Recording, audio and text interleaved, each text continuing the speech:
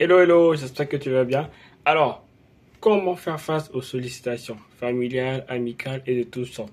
Je suis Stéphane Tueni et je vais développer une petite vidéo dans ce sens-là avec toi. Alors, pour faire face aux sollicitations de tout genre, on va toujours rester dans la même logique. Comme on l'a vu dans la vidéo précédente, on a établi un budget qui est du 70 pour les charges, 10% pour le fonds d'urgence, 10% pour les loisirs et les dons et 10% pour l'investissement et la formation. Pour les sollicitations familiales, amicales et de tout genre, on va toujours rester dans la même logique d'alignement. On va rester dans les 10% de loisirs et de dons. Si les sollicitations qu'on te soumet sur un mois excèdent les 10% que tu t'es fixé dans ton budget mensuel, c'est simple. C'est possible de pouvoir réagir et d'apporter des solutions ou de pouvoir aider nos proches. C'est légitime. Mais dès lors que ça sort de nos 10% prévus dans la budgétisation mensuelle, on va les déduire de nos 70% de charges de subsistance.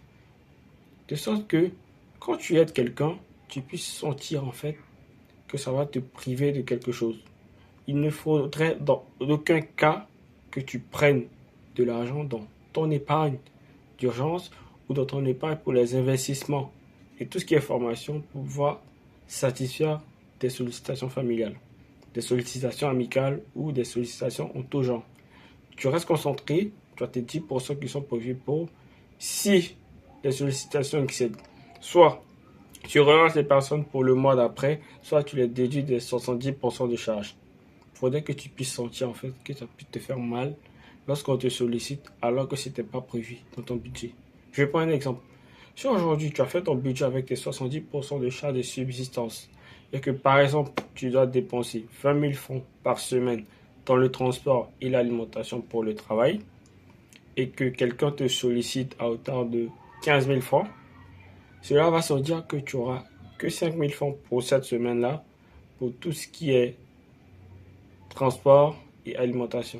Et ça va même te demander parfois de te priver de certains repas au niveau du travail pour pouvoir satisfaire les sollicitations. Et au fur et à mesure, lorsque tu vas sentir que ça fait mal de se priver pour pouvoir aider les autres, tu pourras reprendre le dessus et rester discipliné avec ton argent. C'était une petite vidéo dans ce sens-là. Reste concentré, respecte toujours la méthode du 70, 10, 10, 10 dans tous les domaines de ton vie et tu verras que ton budget, tu pourras mieux le gérer, tes investissements, tu pourras mieux les gérer et tu auras en plus un fonds de sécurité qui te mettra de vue assez décemment. Je suis Stéphane Tueni et ensemble, ici, on partage tout ce qui est bonne pratique de gestion financière pour nous permettre d'avoir l'indépendance financière au plus vite. Prends soin de toi et à très bientôt pour une autre vidéo.